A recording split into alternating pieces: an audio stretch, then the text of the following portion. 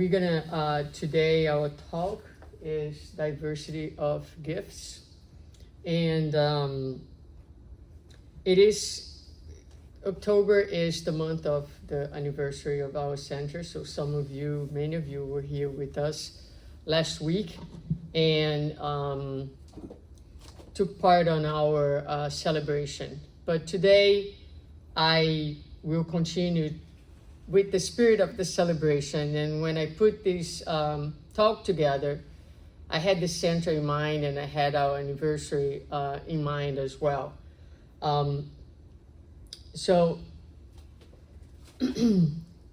when we think about the center, in the 19 years that we have been here, I think about the many people who have come and who have left, who have come, have stopped coming, and then show up again, and stop coming again, and show up again. From time to time, we have those. And then we have the ones who come and never leave.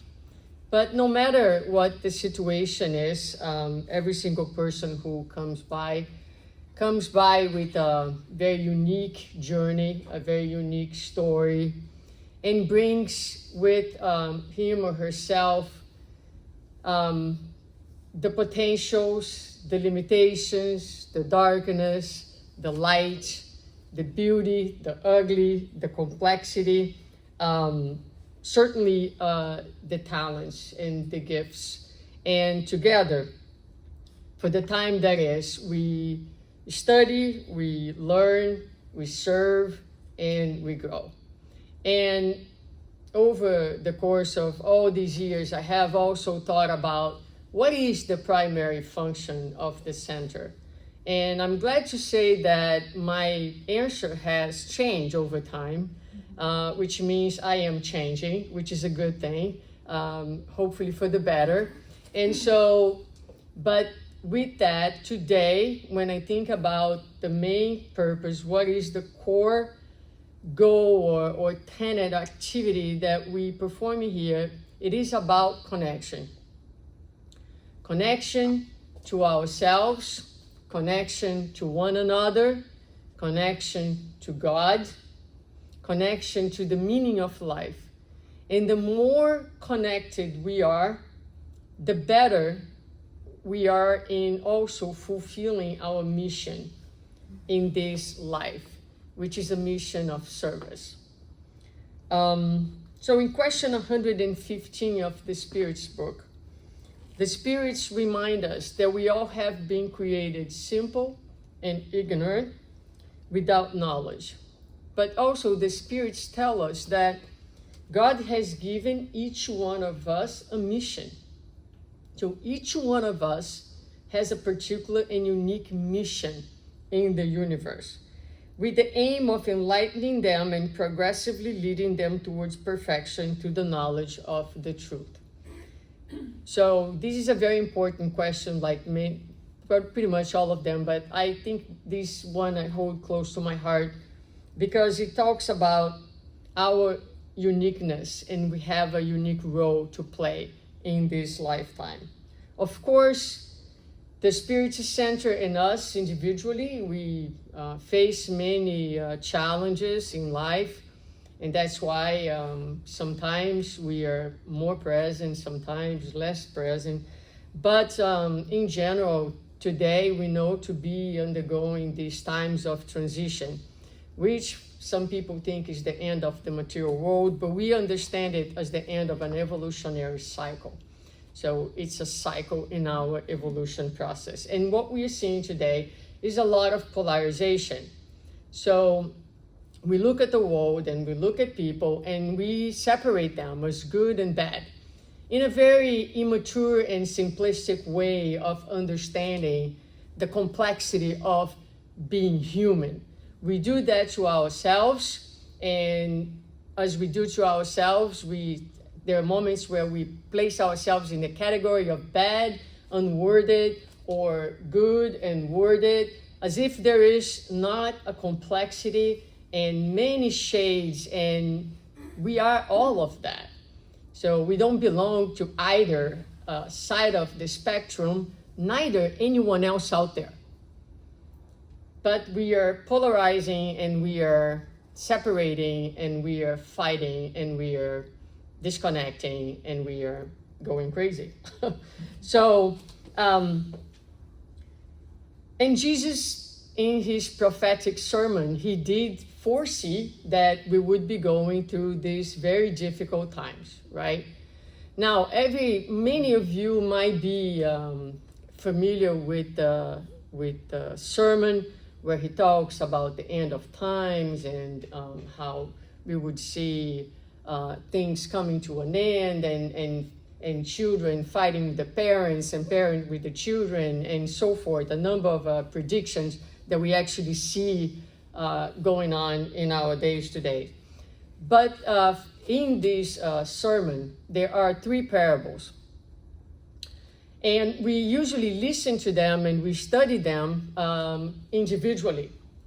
So today what I want to do is we're going to look at 2 out of the 3 and understand why they are where they are and what is the meaning, because they come as part of this sermon, which are the parables of the 10 virgins and the parable of talents. So the parable of the 10 virgins is in Matthew 25, and it starts by saying, at that time, the kingdom of heaven will be like 10 virgins who took their lamps and went out to meet the bridegroom.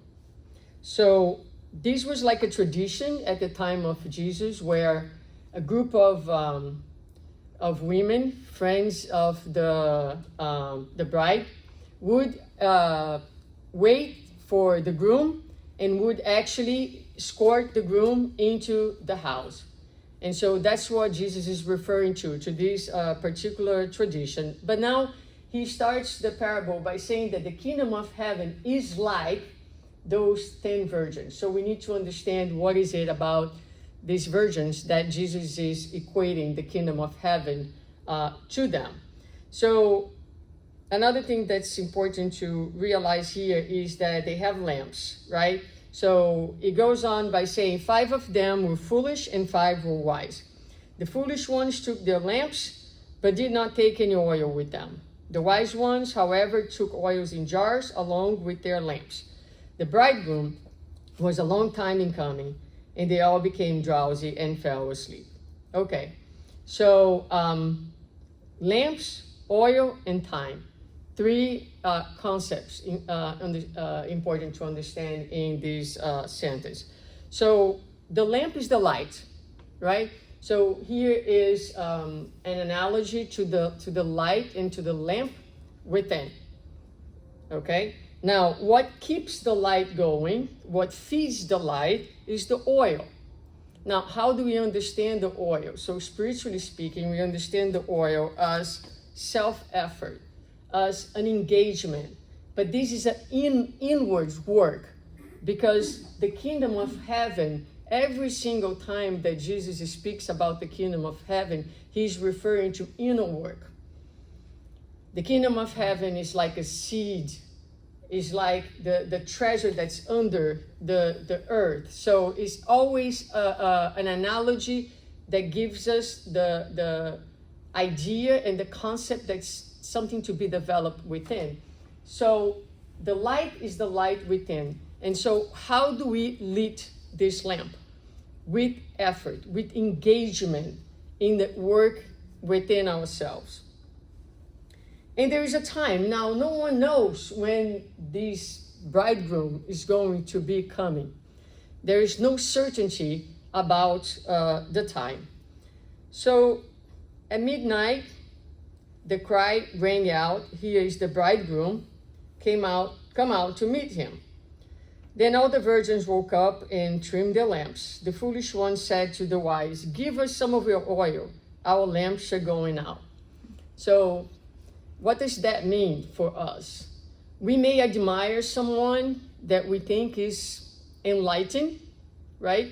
We might follow them on our social media or everywhere they go. However, we cannot borrow their light. right? We can be influenced by it. We can be inspired by it, but we cannot borrow each other's light. That is a personal endeavor. That's something that only you and I and us, each one of us individually, can do. Nobody else, not even Jesus Christ, can do it for us. He is a reference, but the light, the lamp needs to be lit by us, by our effort, by our engagement with the process. So they said no, because it's not possible. It's not transferable. Enlightenment is personal and it's not a transferable achievement. They replied, there may not be enough for both us and you. Instead, go to those who sell oil and buy some for yourselves. But while they were on their way to buy the oil, the bridegroom arrived. The virgins who were ready went in with him to the wedding banquet, and the door was shut. So this parable really talks about readiness. It talks about being ready to engage in this wedding banquet. So when we are awakened, when we are engaged in the work, we are vigilant, because life will bring us challenges at any time. We don't know when. We don't know when the bridegroom is going to come. We don't know when the challenges are going to come. We don't know. The bridegroom here can represent the moment that life calls us to give our testimony of our faith.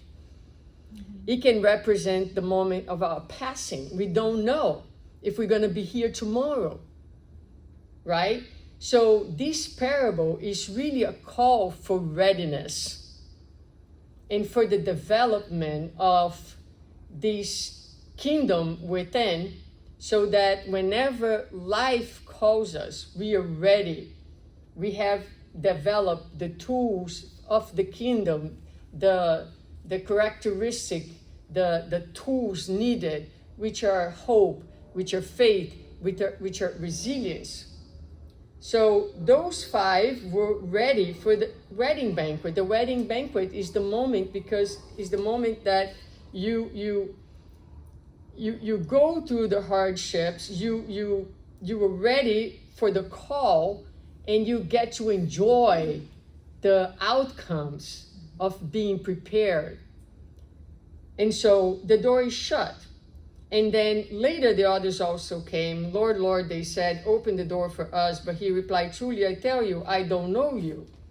Therefore, keep watch, because you do not know the day or the hour. So the 5 ones who were not ready came later, which is really interesting, because the parable is not the parable of the 5 virgins. Is the parable of the 10 virgins. And what that means is that all of them will eventually be able to be part of the wedding banquet. But perhaps the 5 ones that were late will be now admitted to the wedding banquet in another life cycle. That's not what he's saying here. Right? Because we know that we all, no matter what, we have different paces in life, but the door is never shut forever. But we know that there is evolutionary cycles. So right now we are at the end of one cycle, and we want to be like those 5 virgins who are actually ready for the transition. If we are not ready, not to be despaired, I mean, things will get a little rough for us, because there is always consequences for our not readiness. However, God is infinite merciful, and there's always opportunities. There will be new cycles and new opportunities. So no one is ever lost. Then there's the parable of the talents. Now, the parable of the talents, it starts by saying, for it will be like a man going on a journey, who call his servants and entrust them with his property. So here we are talking about basically the idea of God, but it is a God who gives the servants whatever they need for the journey and goes away. In other words, God provides us whatever we need for our journey here and then sits back, pretty much saying, let's see, now he's with you.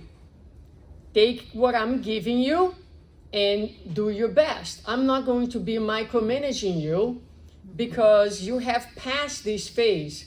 When we were in the lower levels of evolution, yes, there was a little bit more of micromanagement. Right now, especially in this transition, God gives us what we need and goes away.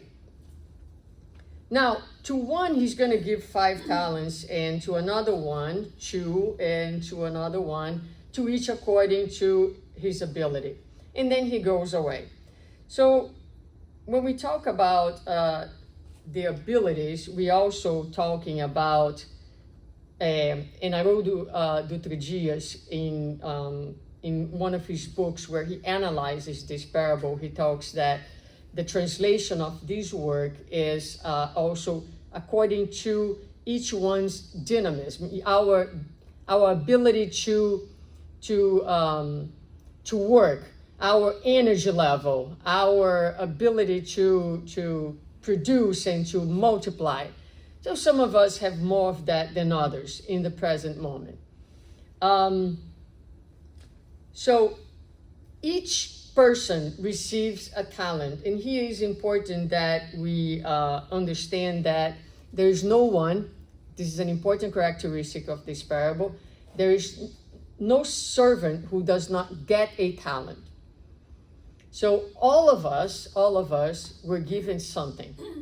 And when we think about talent, we're thinking about experiences that we are provided and resources that we are provided with the goal, with the purpose of abundance in our life. So we are giving these opportunities, we're giving these experiences, and we come here with the purpose of using them and generating spiritual wealth, spiritual abundance, with the purpose of our own growth.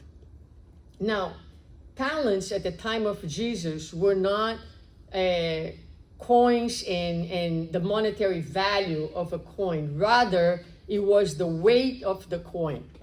So we receive according to the weight that we can carry and the work that we can do to multiply those talents in our favor and in the favor of others as well.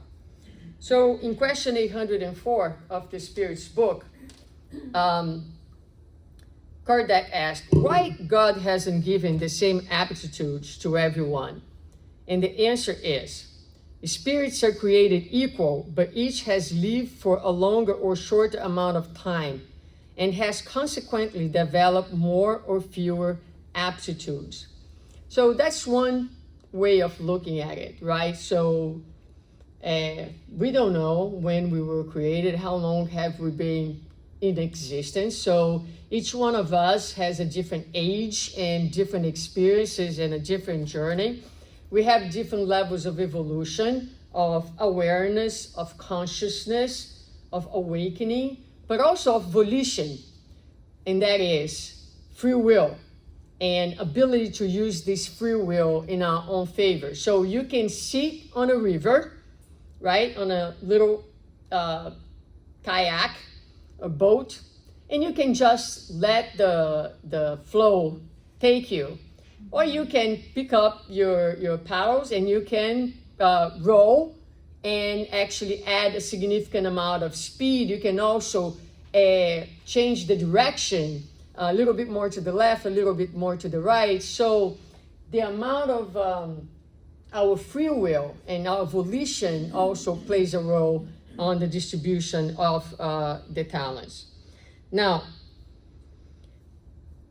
many people outside of spiritism tend to think that some people are gifted they receive special gifts from God, right? We know that no one is gifted. Either people have built that talent over time, or sometimes God will give us gifts and opportunities, is landed to us for us to work on that and to make it our own. So Joana de Angelis will say that those gifts are loans, opportunities. They're granted in form of experience, so they may be fixed in reality. So we can claim them as to be our own. Now, what are some of the talents that we have?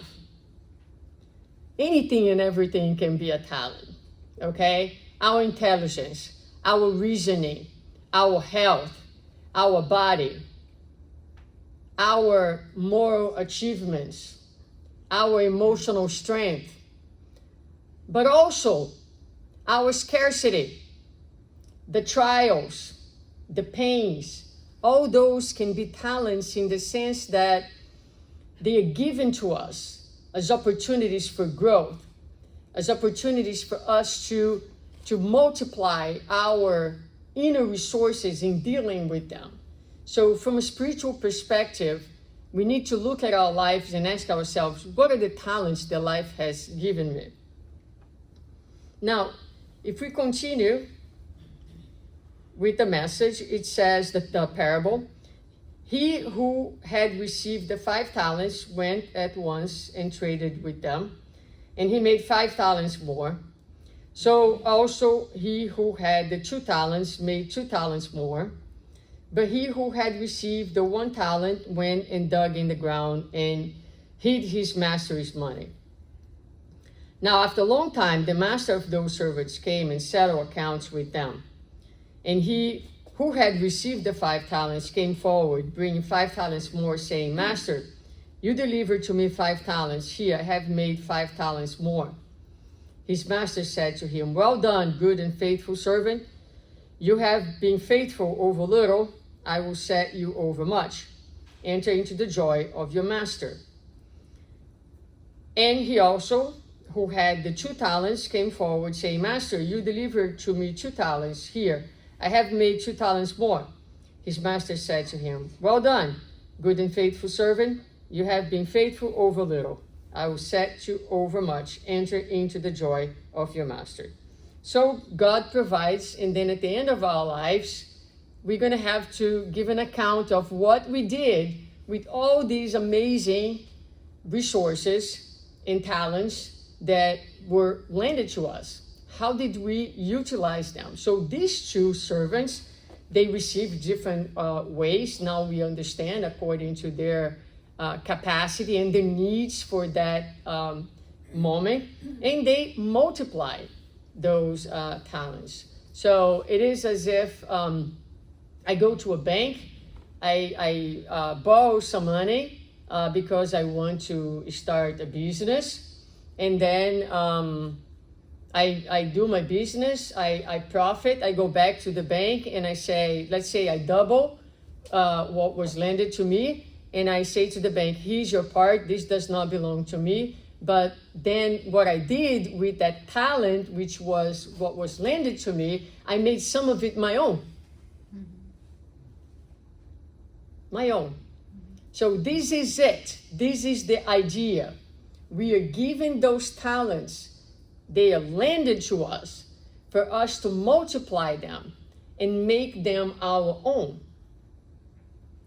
And this is what those 2 servants did. And so what they did is, life here is a partnership with God. We have a society with God, like a business, like, in this context, Jesus used a very commercial analogy because it was part of the culture they could understand. But it's easy for us to think like this. We are in a business with God. We are partners. So God is providing, and we are here to take the provision and to put a use and to multiply it. Now, there is the other servant. He also had received the 1 talent, came forward, saying, Master, I knew you to be a hard man, reaping where you did not sow and gathering where you scattered no seed. So I was afraid, and I went and hid your talent in the ground. Here, you have what's yours. But his master answered him, you wicked and slothful servant, you knew that I reap where I have not sown and gather where I scatter no seed. Then you ought to have invested my money with the bankers, and at my coming I should have received what was my own with interest. So it's interesting because this servant was afraid. And how many times are we afraid, right? How many times we receive our talent because we are afraid. We're afraid of making errors. We're afraid of losing. So let's say one of us has a certain amount of money and we don't use the money for the benefits of others because we are afraid to lose. Mm-hmm. So we bury that talent and we use for our own selves because we are afraid. And there are so many ways in which fear can prevent us from actually living our most beautiful gifts. A lot of times as we grow up in our families, our best gifts are buried by education and expectation of our parents. Our uniqueness, our most beautiful talent, what makes us different and so valuable to the world is buried to parents' expectations and what they wish us to be, which is not necessarily who we truly are. Mm-hmm. But the most beautiful thing about the talents that God gives us is there is no force that can completely kill our talents. And I was doing this lecture and I'm cleaning my yard, and along the fence I removed the grass and I put I cover with a sheet so the weeds wouldn't come. I put rocks on top of that, and then I put glue on top of that, so that when the dog runs over the rocks, the tiny little rocks, they don't get all over the place. And every single weekend, I have to remove the weed. And I'm like, what kind of force is that? That is the force of nature, and we are nature, so this force is within each one of us. So no matter how challenging or traumatic your childhood or your upbringing has been, you have the same force within you.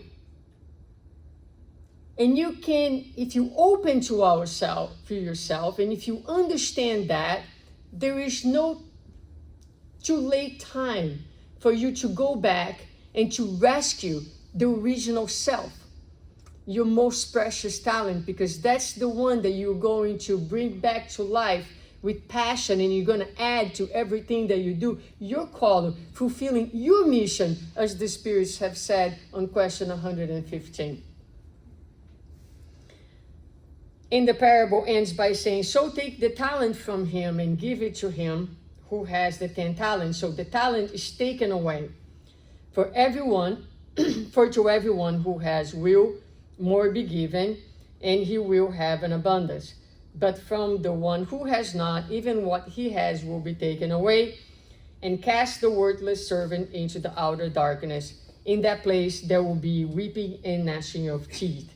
Now, this is a very, it's an image that talks about the suffering that is generated by not fulfilling our mission, by the waste of the opportunities.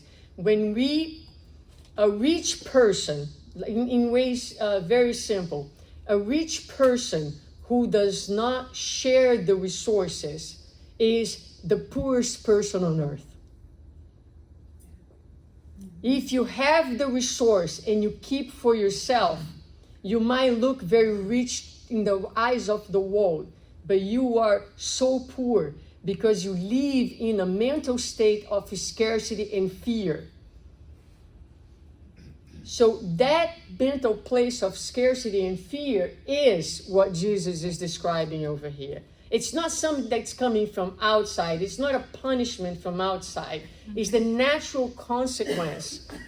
It's your inner state as a result of not using your talents.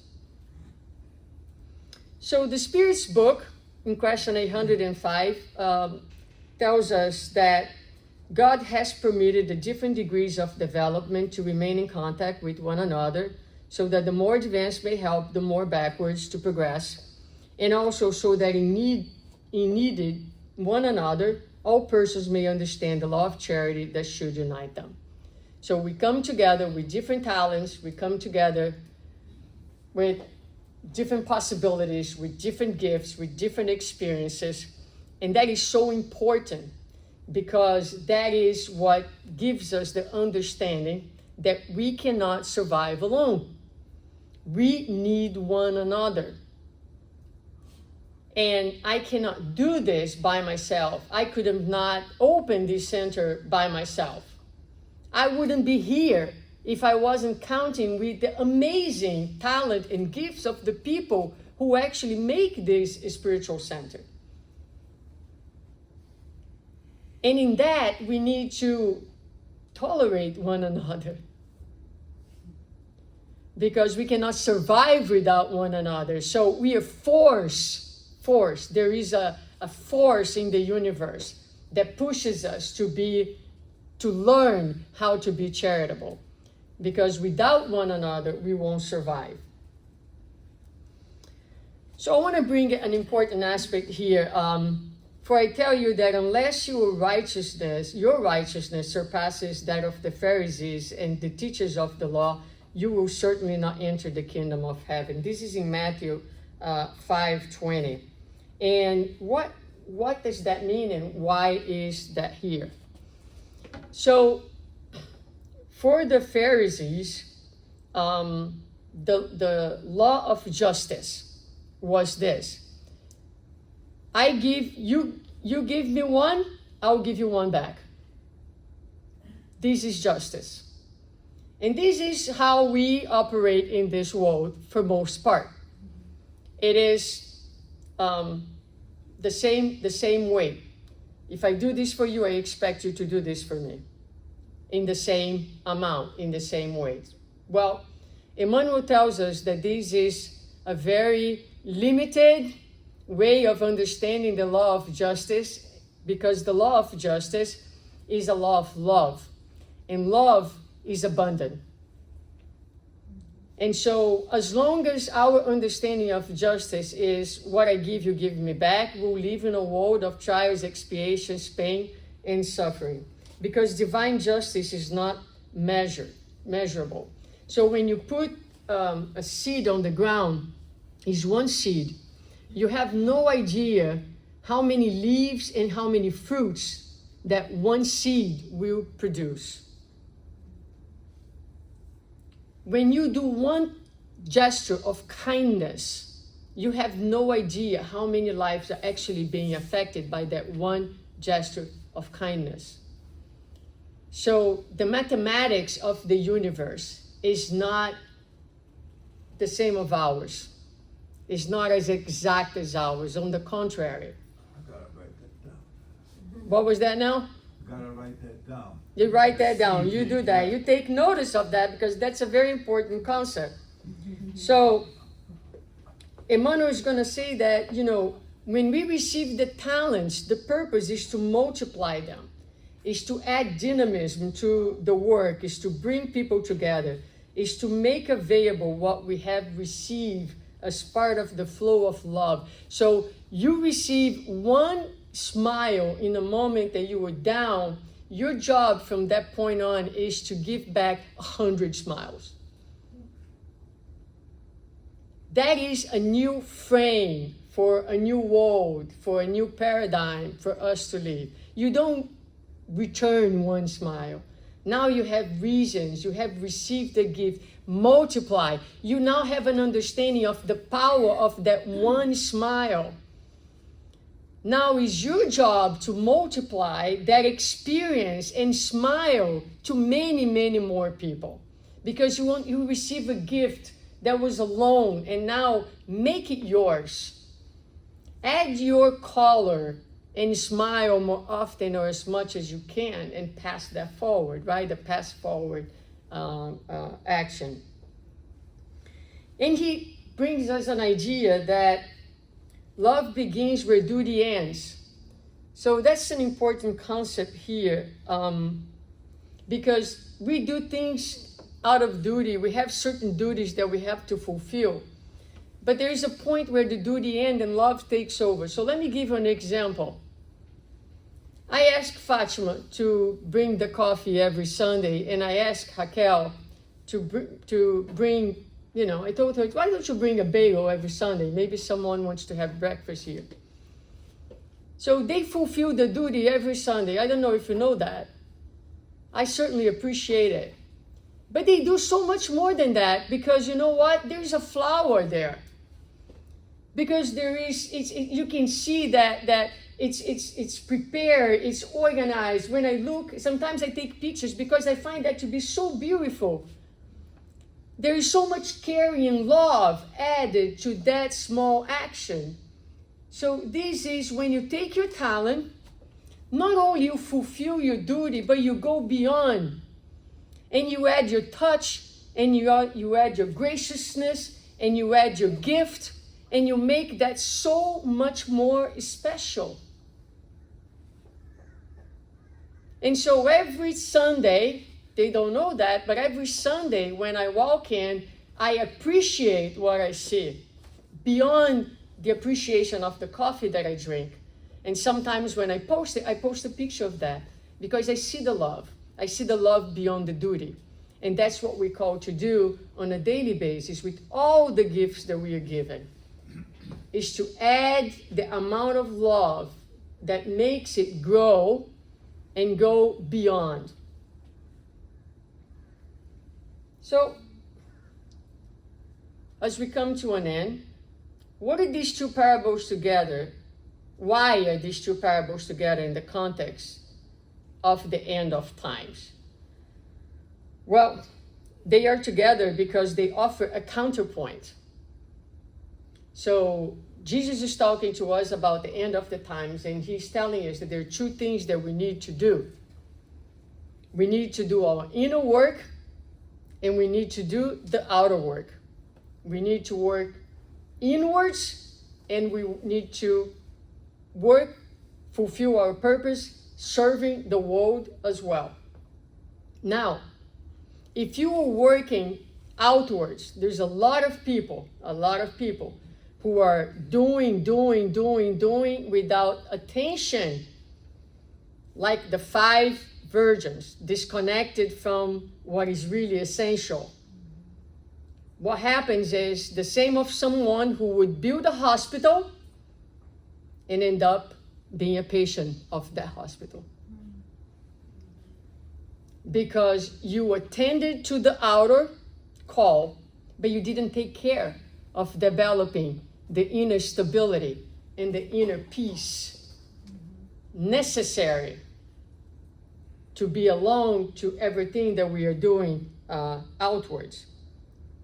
So if you are doing the inner work, but you are not working towards the betterment of society as well, doing your contribution that only you can give, then you're going to be like that person who has a faith that is inoperant. Is a faith without work. Is a faith without deeds. You're doing for yourself, but you are not spreading that talent and that achievement with others. So when we think of the Spiritist Center, in closing, it's a wonderful place because really what it does, it gives us the opportunity for both, to do the inner work and to do the outer work. It provides us with the elements to be those 5 virgins who are alert, because here we learn to be vigilant and we learn the commitment with our own selves. One of the primary tenets of Spiritism is know thyself as a path for enlightenment. And the Spiritist Center will offer us this, a meeting like this. It will offer us the study groups. It will offer us the means to have a rational faith, the means to understand. It will offer us the consolation. It will offer us the higher view, the view from above, that provides us the understanding of the meaning of life, the meaning of the difficulties, the meaning of the pains. It gives us an aim. We know where we're going. Most importantly, we know why are we here, and we know why are we undergoing what we undergo. Every day we wake up with a purpose. And if you wake up with a purpose, you will be in a state of readiness. You will have developed resilience and faith, and you will have stability in face of the challenges. And the best image that comes to my mind, I don't know if you have been in a boat when the ocean is kind of rough. And if you try to walk on the boat, you're trying to balance yourself. If you don't have readiness in your body, if you don't have the muscles, if you don't have the strength, if you don't have the balance, you fall. But if you have prepared yourself, you can be in that unsteady surface without losing the steadiness, the inner steadiness, right? So Spiritism will not take away the roughness of the sea, but will give us the resources to navigate safely. And even if we fall, we'll have the resources to get up again. So the Spirit Center help us to be vigilant, invite us to be constantly and daily in this commitment of the development of the kingdom of heaven within. This is the most powerful thing that we're learning here, is how to be resourceful, is how not to wait for the world to change, but to understand that the power is within us. We only have power over our own selves and our own process. But on the other hand, it also invites us to use our talents in so many ways, our aptitudes to make our life and our living more dynamic. And there's two areas, relational and service. And this is didactics, okay? Of course, I'm sure Sherry's thinking, okay, this is all correlated. Yes, this is all correlated, but it's just a didactic appreciation, right? So when we are here, we are invited to develop our spiritual talents in the relating. Some of us will be a little bit more patient. Some of us will be a little bit more kind. Some of us are a little bit more forgiving. And in relating, we are being called to exercise those talents which we already have within ourselves. Some of us have developed some of these talents a little bit more than others, but we all have different contributions to make in the relating. So it is the work that starts within and overflows towards the other. It's the world of connection. The better we connect with ourselves, the better we'll connect with others as well. And it's the service that we are invited to do. And again, what can I say when I think about last Sunday? If you were not here, I'm so sorry. Come back next year for the 20th anniversary. But we had an amazing day. A lot of work was put together in that day that we don't get to see necessarily.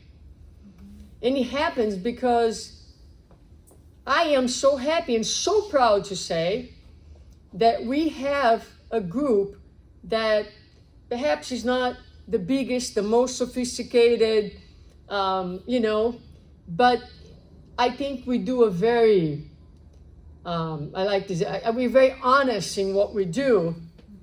And I think we have achieved among ourselves a level of commitment and dedication in both levels. And together, because we can't do this separately, but together in the commitment to practice the gospel, because we bring our talents, and oh boy, we bring our darkness and our difficulties. And none of us is easy. But if we have this understanding, and if we have this understanding towards ourselves, if we are committed to loving ourselves, to forgiving our own limitations and darkness, right? Then we are here in this work together, multiplying our talents, emotional, spiritual, and making this center beautiful, not because necessarily, it is very cute, the chairs, and we tried to make it really cute when we moved over here. But the most important thing is not the chairs or the walls, is that when people walk in here, they feel the energy. They feel the energy, they feel the togetherness, they feel the friendship, they feel the love, they feel embraced by it. They feel welcome. I don't care who you are. I'm going to come to you and I'm going to say, in the first day I meet you, what is your talent? Because I'm interested in knowing. Because I don't want only for you to come here and to be someone who receives, but I want you to understand that you're going to receive and you can multiply. And so I just ask the good spirits to help us so that we can continue being inspired by the message, and that we can continue to renew our commitment, not only to fulfill our duties, but to do it with love. Because it is the love that we bring that makes the difference. When people walk in here, they feel warmth. And the world craves for it. So this is what we have to offer. And this is what I hope we continue to offer together. Forgiving one another as many times as necessary. In the journey, you will be hurt. But it's worth it. It's a call. It's an opportunity. It's up to you to take it or to leave. But remember, the man who gave us all the talents will come back and is going to ask us, what have you done with your talents? And if our choice is happiness, then let's stay put in this commitment, because there is nothing, I don't know whether you have this experience or not, but when you get to the end of your day and you say to yourself, today was a great day, I did all that I could, and you put your head on the pillow with a deep sense of peace, not because your day was perfect, because you gave to your day your very best. Thank you. Can I give you a hug? Oh my gosh. Sure, absolutely. Thank you. So nice.